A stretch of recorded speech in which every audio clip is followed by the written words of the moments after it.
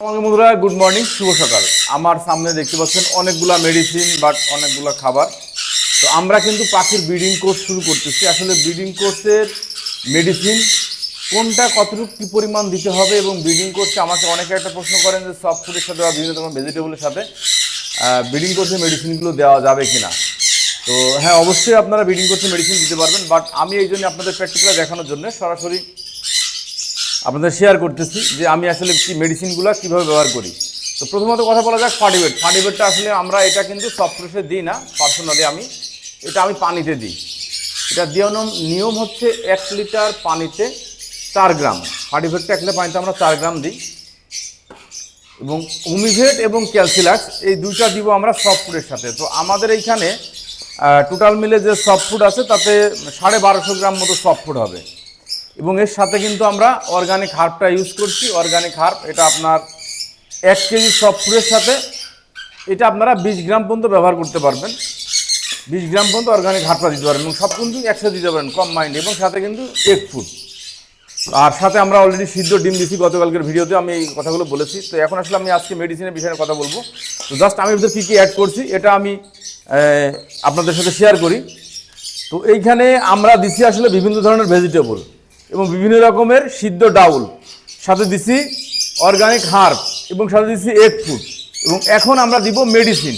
তো আবার কথা বলতেছি, ফার্টিভেটটা আমরা পানিতে ব্যবহার করি এবং ওমিভেট এবং ক্যালসিলাক্স এই দুইটা আমরা সফট ফুডে দিব। তো আমরা আসলে কীভাবে সফট ফুডে দিব, এটা দেওয়ার নিয়ম হচ্ছে যে 1 কেজি সফট ফুডে আপনি 10 গ্রাম ব্যবহার করতে হবে। ওমিভেটটা পার কেজি সফট ফুডে 10 গ্রাম, অথবা যদি আপনি পানিতে দেন সেটা সেম নিয়মে আপনাকে দিতে হবে। আর ক্যালসিলাক্সটা দেওয়ার নিয়ম হচ্ছে যে আপনার 100 গ্রাম সফট ফুডে 8 গ্রাম, তাতে যদি হিসেব করা হয় পার লিটারে এটাকে আপনাকে দিতে হবে 80 গ্রাম। তো এটা আসলে ওদের ব্রিডিং কোর্সের নিয়ম বা এইভাবে ওদের দিতে হবে।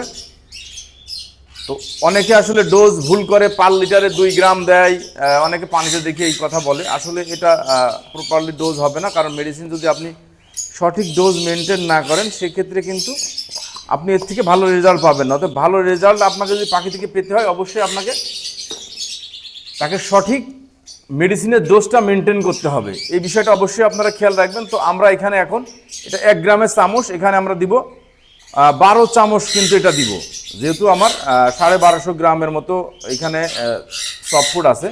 যেহেতু আমি ব্রিডিং কোর্স করাচ্ছি আমার টোটাল লাভবার্ড পাখিকে, তো লাভবার্ড পাখিকে যখন আমরা ব্রিডিং কোর্স করাই বিশেষ করে আমি বাইরের মেডিসিনগুলো ইউজ করি।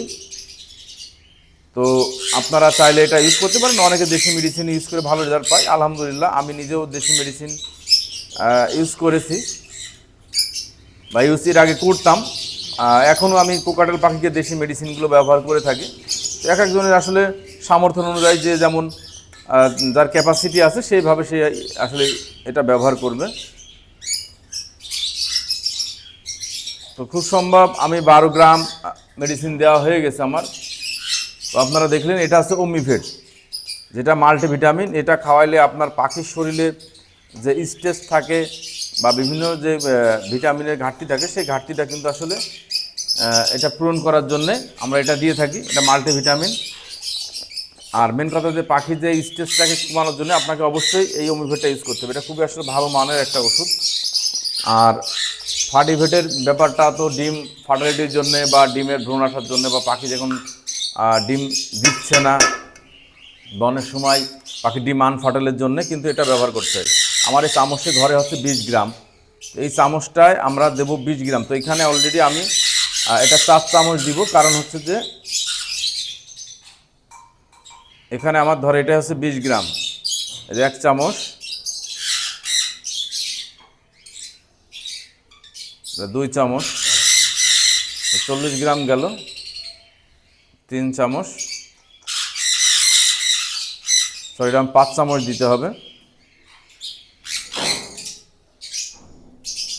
এটা 80 গ্রাম থেকে 120 গ্রাম পর্যন্ত ব্যবহার করা যায়। এটা 80 গ্রাম থেকে 120 গ্রাম পর্যন্ত এটা আপনি ব্যবহার করতে পারবেন। আসলে পাখি থেকে ভালো রেজাল্ট পেতে হলে আপনাকে ভালো মেডিসিন খাওয়াইতে হবে।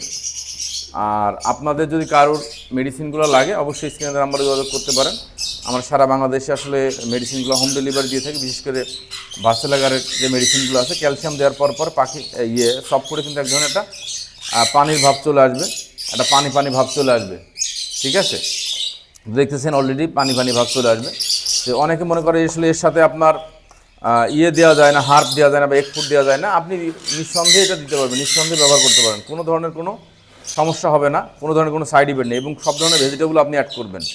এবং যদি এর থেকে আপনাকে ভালো রেজাল্ট পেতে হয় ক্যালসিয়াম এভাবে দেওয়ার পরে, এটা আপনাকে 10 থেকে 15 মিনিট যদি আপনি রেখে দেন, তাহলে ওষুধটা সঠিকভাবে প্রত্যেকটা খাবারে লাগবে, এবং ক্যালসিয়ামটা দেওয়ার পর কিন্তু এক ধরনের পানি পানি ভাব চলে আসবে খাবারে। এটাই হচ্ছে যে নিয়ম। তো সেক্ষেত্রে অবশ্যই রাখবেন, রেখে এই পরিমাণ মতো দেবেন। এবং একটা জিনিস, যখন খাবারটা আপনি দেবেন এতটুকু পরিমাণ দেবেন যাতে পাখিটা খেয়ে শেষ করতে পারে। তো আমি এখানে এসে খাবারটা দেখেন, এখন কিন্তু একটা ভিজা ভিজা ভাব এসেছে, ক্যালসিয়াম দেওয়ার পরে খাবারটা একটা ভিজা ভিজা ভাব চলে এসছে। এটা